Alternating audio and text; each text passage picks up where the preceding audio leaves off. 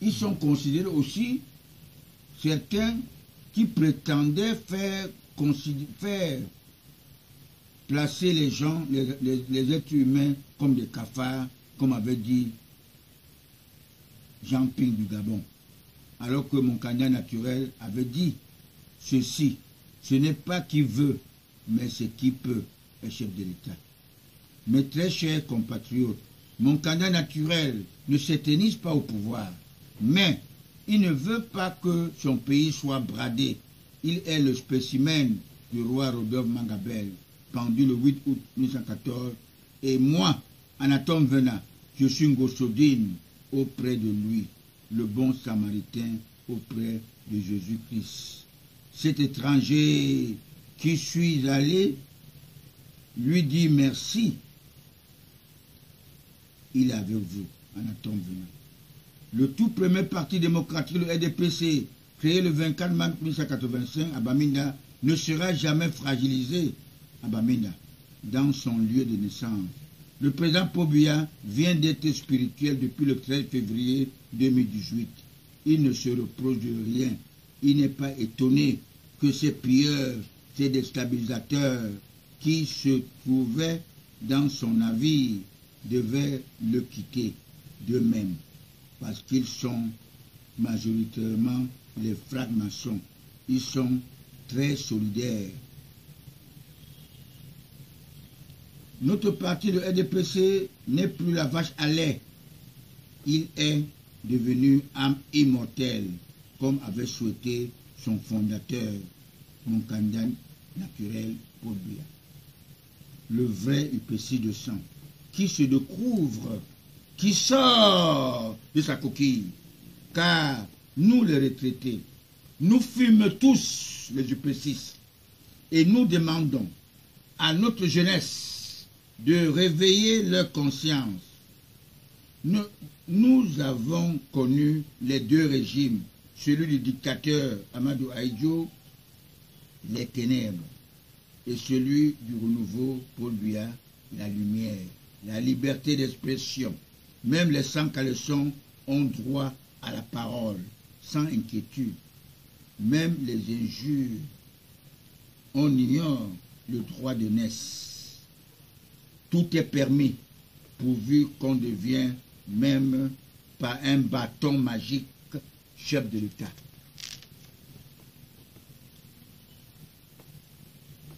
Plus tard que jamais, nous serons entourés de sang neuf. Les nationalistes convaincus, les Kamto, les Cabrailles ne sont pas matures. Ils sont ambitieux en zéro, comme Concho Cormeni Augustin qui disait qu'un bon joueur ne manque pas d'équipe.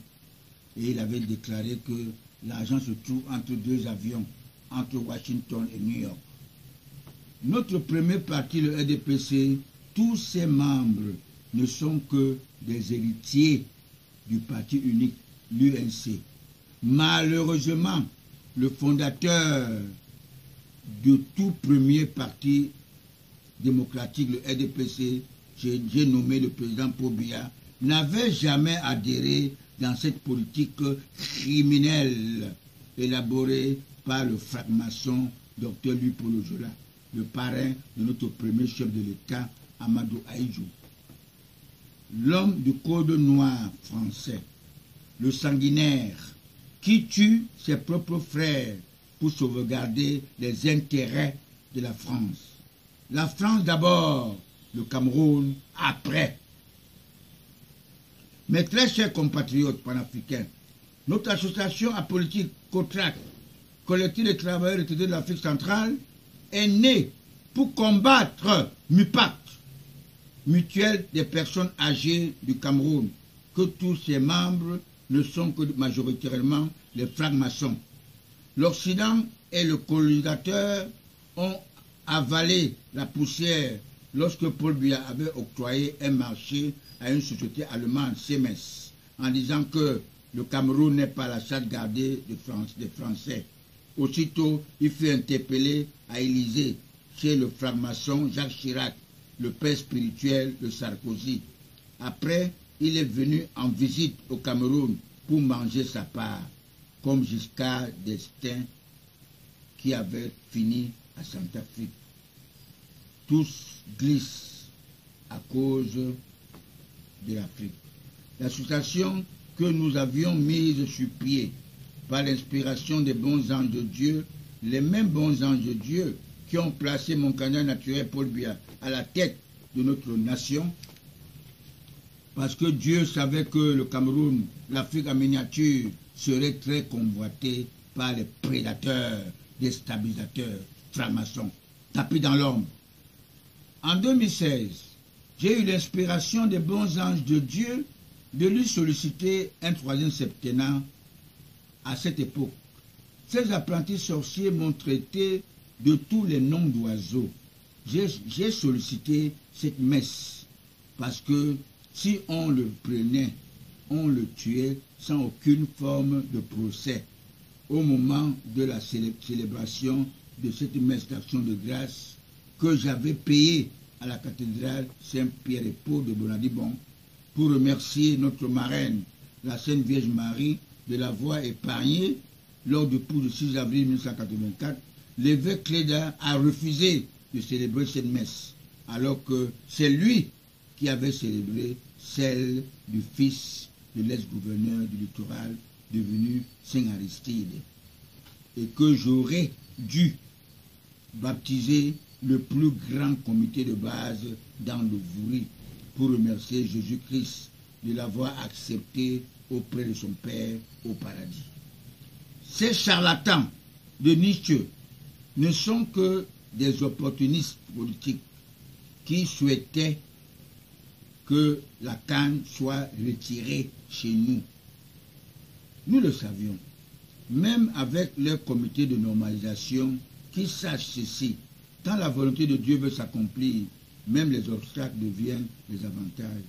Ces brebis galeuses s'en iront d'eux-mêmes, en prison ou en enfer. Ils retrouveront nos membres influents du comité central, le feu Soin André, l'homme qui n'aimait pas le boycott, mais il importait des bons vins, des champagnes, et il faisait déclarer par la complicité d'un de nos camarades du RDPC, inspecteur de douane, que c'est l'eau minérale pour être exonéré des frais de douane avec la casquette du membre influent du parti au pouvoir. Certains membres influents de notre parti commandaient les roues de Caterpillar et déclaraient que c'est les tuyaux d'adduction d'eau pour bénéficier de l'exonération, parce qu'ils étaient tous les responsables de la SNEC, si vous voulez bien. Et il avait cru que le président Paul Biya lui donnerait comme propriétaire l'hôtel Aquapalace avant sa mort. Il devient adversaire de Paul Biya, ses propres fils qui ont mangé sous son toit lorsqu'il fut à la primature le détestent avec leur G11 pour avoir changé la Constitution. En conséquence, les bons anges de Dieu ont sollicité le soutien du G20 et du chasseur de lions pour défendre la cause noble du choix de Dieu. Tous se sont retrouvés derrière le COTRAC, collectif des travailleurs retraités de l'Afrique centrale, pour prouver que Dieu est l'unique. Personne ne peut défier Dieu. Le président Paul Biya a choisi les mêmes individus pour aller éteindre le feu. Ils savent par où ils vont commencer à éteindre ce feu. Bon entendeur, salut. Rendez-vous en 2035.